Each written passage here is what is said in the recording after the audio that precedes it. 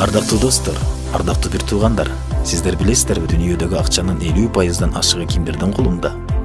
Сиздер менен проект Раян дүйнөдөгү эң кымбат компаниялардын рейтинги. Саламатсыздарбы? Рейтинг рыноктун капиталдаштыруусуна негизделген. Компания тарабынан чыгарган акциялардын санын бир акциянын наркына көбөйтүү жолу менен эсептелет.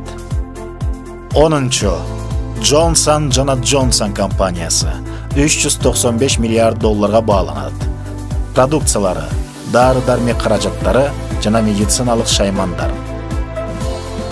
Johnson & Johnson компаниясы медициналык аппараттарды, дары-дармектерди жана керектөөчү буюмдарды өндүрүүчү америкалык көп улуттуу компания.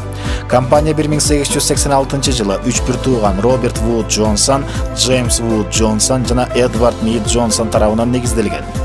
Башында бир туугандар боекторду жана желимдерди жасоо менен алектенишкен.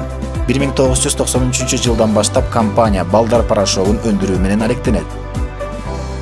Корпорациянын курамына дүйнөнүн 60 өлкөсүндөгү 250ден ашык дочерний компаниялар кирет. Алардын өндүргөн продукциясы 175ден ашуун өлкөдө сатылат. 9-чу орунда Berkshire Hathaway International $455 миллиард.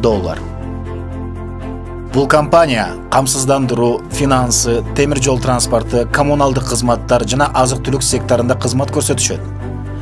Компания өзүнүн туруктуу ээси, америкалык инвестор жана жеке ишкер Уоррен Баффет менен белгилүү. Башкы кеңсеси АКШнын Небраска штатындагы Омаха шаарында жайгашкан. 8-чу орунда Tencent компаниясы $510 миллиард. Продукциялары: социалдык тармактар, тез кабарлашуу, медиа жана веб-порталдар. Tencent конгломераты венчурдук капитал, инвестициялык холдинг компаниясы жана ошондой эле оюн индустриясындагы эң чоң компаниялардын бири. 1998 жылы негизделген бул кытайлык көп улуттуу инвестициялык холдинг компаниясы бүгүнкү күндөгү эң кымбат компаниялардын рейтингинде 8-чи орунда турат. Анын көптөгөн кызматтарына социалдык тармактар, мобилдик оюндар, музыка, веб-порталдар, төлөм системалары, электрондук соода, интернет кызматтары, смартфондар жана онлайн оюндары кирет. Штаб-квартирасы Кытайдагы Шэньчжэнь аймагында. 7-чи орунда Alibaba Group $545 миллиард. Продукциялары: электрондук соода, онлайн аукциондорун өткөрүү, онлайн режиминде акча которуулар, мобилдик соода. Alibaba Group Кытайдагы жана дүйнөдөгү ири виртуалдык соода аянтчаларынын бири болуп эсептелет. Арзан баада жана ар кандай өнүмдөр менен кардарлардын көңүлүн бурат. 1999 жылдын 4-апрелинде Джек Ма тарабынан негизделген компания веб-порталдар аркылуу керектөөчү ишкердик кызматтар, ошондой эле электрондук төлөө кызматтарын кылат. Баарыбыз билген AliExpress сайты дагы ушул компанияга таандык. Штаб-квартирасы Хуанчжоу шаарында.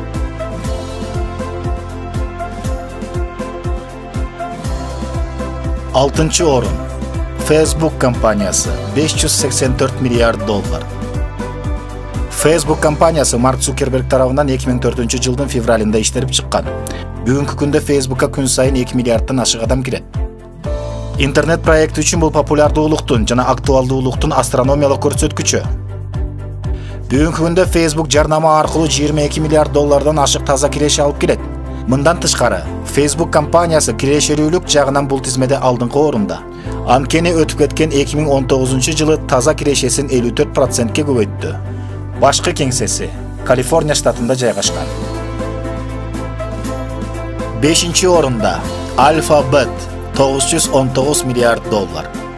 Дүйнө жүзүндө белгилүү болгон Google компаниясы жакында расмий атын Alphabet деп өзгөрттү. Анткени компания Google интернет издөө түтүнүнөн башка дагы көптөгөн компанияларга да ээ. Интернет холдингдин башчылары Сергей Брин жана Ларри Пейдж 1998 жылда ушул мега компанияны биргелешип түзүшкөн. Google'дун башкы кеңсеси Калифорнияда жайгашкан жана AdWords, Android, YouTube жана башка ушул сыяктуу 30тан ашык популярдуу кызматтарды жана филиалдарды камтыйт. 4-чү орун Amazon International $1223 миллиард. 2019 жылы 7 январда Amazon компаниясы биринчи жолу өзүнүн атаандашы Microsofttон озуп, дүйнөдөгү эң кымбат компания болуп эсептелди. Азыр ал 4-гана орунду ээлейт. Amazon бул ар кандай продукцияны интернет аркылуу сатуу жана жеткирип берүү боюнча америкалык чекене компания. Amazon'du колдонуп, интернет колдонуучулары, жеткирүүчүлөр жана өндүрүүчүлөр компаниянын веб-сайтын онлайн платформасы катары колдонуп, каалаган товарларды өздөрү сата алышат. Компаниянын негизги багыты ар кандай товарларды өз алдынча сатуу.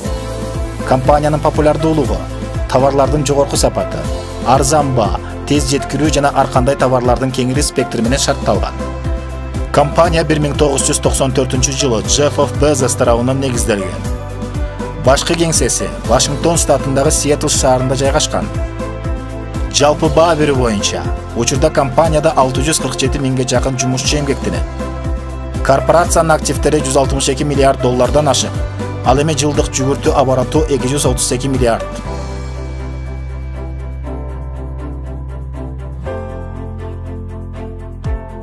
Üçüncü орун Apple International 1286 миллиард.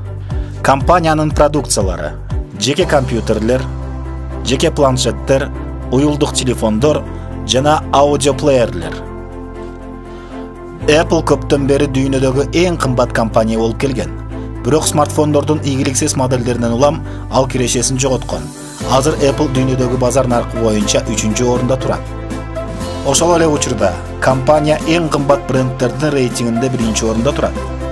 Компанияны 1976 жылдын 1-апрелинде Стив Возняк, Рональд Уэйн жана ошондой эле Стив Джобс негиздеген. Башында 3 трио үй компьютерлерин чогултуп, өз компьютерлеринин моделдерин чыгара баштаган. Бирок эң чоң ийгилик компаниянын акыркы жылдарында болду. Бүгүнкү күндө компаниянын продукцияларынын спектри өтө кең эле. Акылдуу сааттар, компьютерлер, ноутбуктар, планшеттер жана смартфондор түзөт. Алма гаджеттердин популярдуулугунун негизги өзгөчөлүгү Стив Джобстун жогорку сапаттагы стилдүү дизайны жана акылдуу маркетинг программасы болду. Бүгүнкү күндө компания дүйнө жүзү боюнча миңдеген компаниянын дүкөндөрүн, тейлөө борборлорун жана 132 миңге жакын кызматкерлерин камтыйт. Башкы кеңсеси АКШдагы Калифорниядагы Купертино шаарында жайгашкан. Экинчи орунда Microsoft компаниясы 1359 миллиард доллар. Продукциялары: Microsoft Office, Windows жана Xbox. 1975 жылы дүйнөгө белгилүү, бүгүнкү күндө дүйнөдүн эң бай адамдарынын бири Билл Гейтс тарабынан негизделген. Ошол мезгилде Microsoft үй компьютерлери үчүн пакеттик программаны колдонууну сунуш кылган биринчи иштеп чыгуучу болгон. Бул ПКны башкарууну ыңгайлуу жана интуитивдүү кылат. Windows операциондук системасы чыныгы жетишкендик болду, анткени ал кадимки колдонуучуларга компьютерди өздөштүрүүнү жеңилдетти. Бул компанияга укмуштууда ийгиликтерди жана чоң киреше алып келди. Бүгүнкү күндө Microsoft компьютердик программа рыногундагы лидерлердин бири. Windows операциондук системасынын жаңы муунун, Microsoft Office тиркемелеринин жаңы муунун жана бир катар документтер менен иштөө үчүн мындан сырткары Microsoft өзүнүн мобилдик шаймандарын жана аксессуарларын, видео, аудио жана кеңсе жабдыктарын чыгарат. Башкы кеңсеси Redmond, Вашингтондо. Бүгүнкү рейтингдин жеңүүчүсү Saudi Aramco компаниясы 1685 миллиард доллар. Нефтини жана газды өндүрүү жана кайра иштетүү тармагында эмгектенишет. Продукциялары: нефть, табигый газ жана башка химия продуктулары. Saudi Aramco Сауд Арабиясынын мунай компаниясы. Акцияларын биржага ийгиликтүү жайгаштыргандан кийин дүйнөдөгү эң кымбат компания болгон. Компания 2018 жылы финансылык отчетун расмий жарыялап, 2019 жылы гана өзүн ачыктаган. Акциялар Тадавут биржасында жайгашылгандан кийин анын наркы болжол менен 2 триллион долларга жеткен. Saudi Aramco мунай өндүрүү жана запасы боюнча дүйнөдөгү лидерлердин бири. Акцияларды чыгаруу боюнча бардык күтүүлөрдөн ашып түштү. Аны IPO тарыхындагы эң ийгиликтүү деп эсептешет. Бүгүнкү күндө Saudi Aramco толугу менен Сауд Арабиясына таандык жана анын башкы кеңсеси Дахранда жайгашкан. Корпорациянын Кытайда, Японияда, Россияда, Бириккен Араб Эмираттарында, АКШда, Улуу Британияда жана башка өлкөлөрдө филиалдары бар. Жана ошондой эле Lukoil, Royal Dutch, Shell, Total, SA, Sinopec жана башка компаниялар менен кызматташат. Ардактуу достор, ардактуу бир туугандар, каналга катталууну, подписация кылууну, комментарий калтырып, лайк басканды унутпайлы. Сиздер менен проект Раян болду. Жолукканча бар болуңуздар.